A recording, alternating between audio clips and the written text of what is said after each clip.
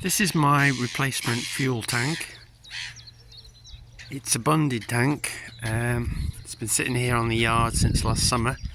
I might have caught it in the background of some of the other videos I've done.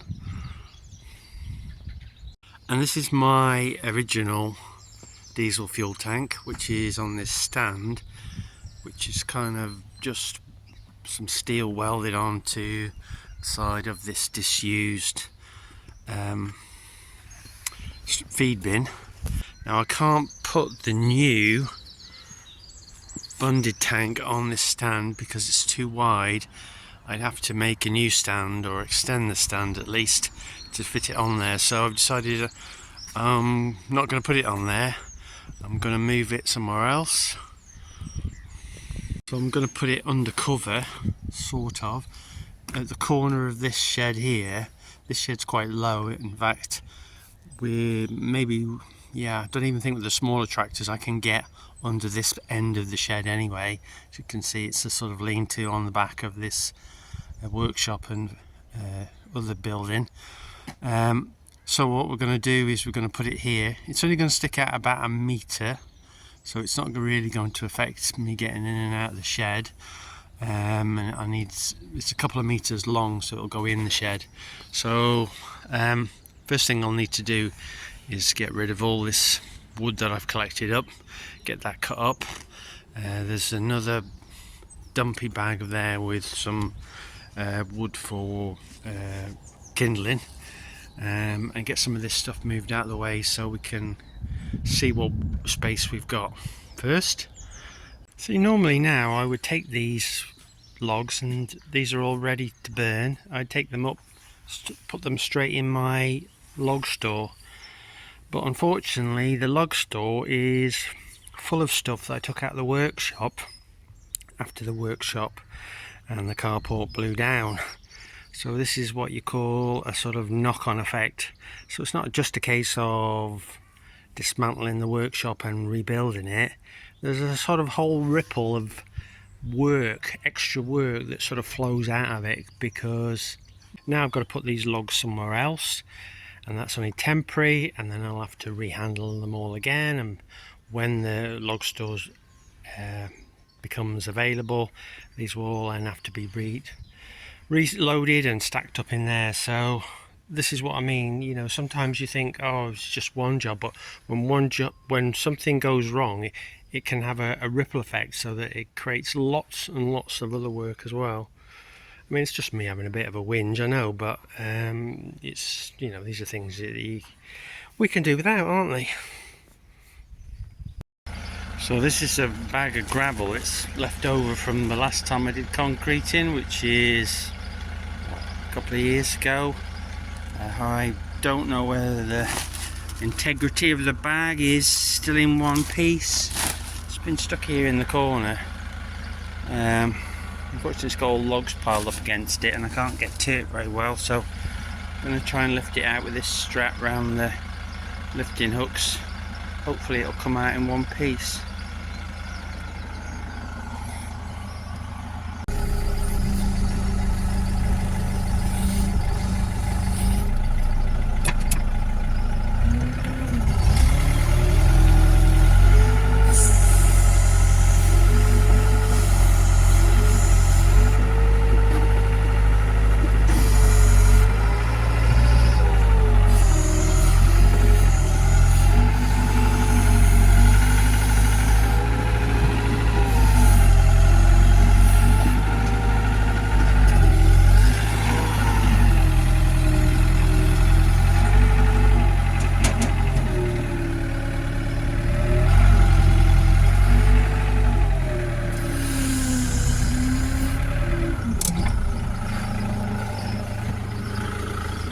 Oh, got it out.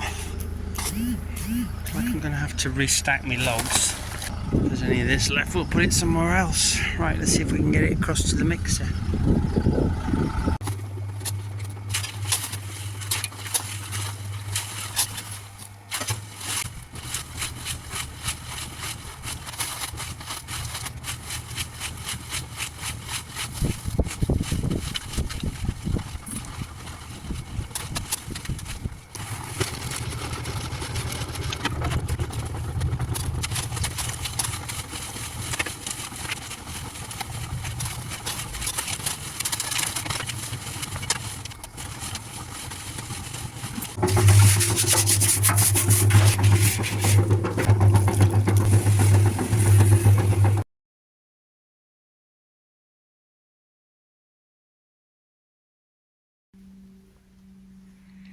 So I was looking around what blocks I'd got, and I'd only got the 6-inch blocks, and I was short of one of them.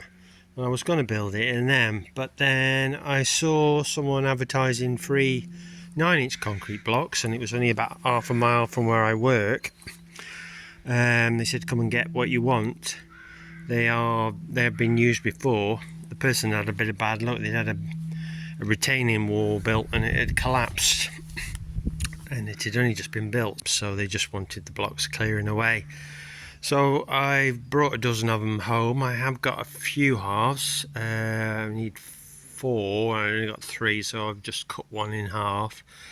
And yeah, so I have cleaned them up roughly. I mean, they'll be good enough for this. So I'll get these other ones cleared away, and then I'll get myself some mortar mixed up. I did pick up some sand and cement. I've got the mixer here, so I'm going to do it in that, mix up and get those laid.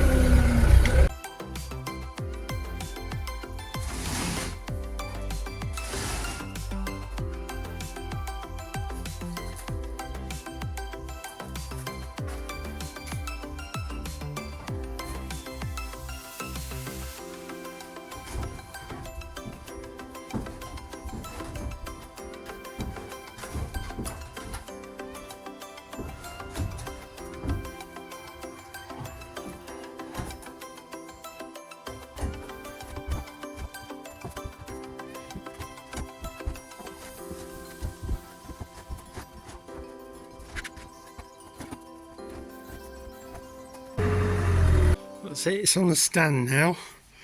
I've just got some timber sleepers and a couple of 5x5, I think they are, 6x6 posts underneath.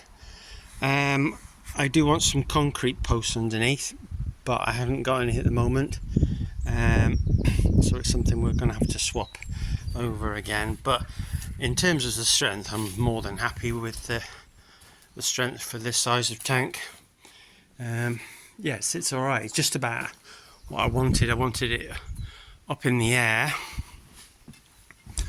but I didn't want to have it so that you couldn't fill it, so that's just about enough comfortably from the roof. We are planning on putting a pump in it, I think, and using a pump just to make life a bit easier. So this is it, tank finished. As you just saw on the level, we've got a slight fall back. Hopefully that'll keep it. If there's any sediment that comes with the fuel, it'll keep to the back. These outlets aren't right at the bottom anyway, there is a bit of a gap underneath.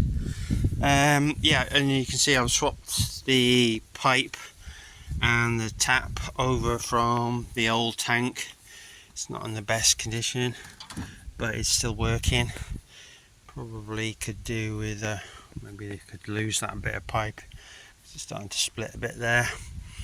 It just means I can lock it up. But it's here now. It's usable, which I'm really pleased about. I have had to tighten this big nut at the back up a little bit. There's a little bit of a leak there, but now it's yeah, it's all finished, all good. So the other tank is still on the stand. I haven't done anything with that yet. There's a little bit of fuel in it that I need to get out before I can dispose of it. But yeah, I'm pleased, and I don't think it, as I said, really takes anything off the shed in terms of being usable. This part here, as I said, was too low to get a tractor under this end anyway, so it'll be good here. It's bunded, so that means I comply with any regulations, although it's so small. It's only a 1200 litre tank. It doesn't actually come under the cosh for farms at the moment, but no doubt the regulations will change, and then at some point they'll force me to do it anyway. So it's a job done now. Got a bunded tank. Yeah, and we've had the issues with the 4.6 and the 6.6 fuel issues. Whether that's related to dirty fuel, it quite probably is.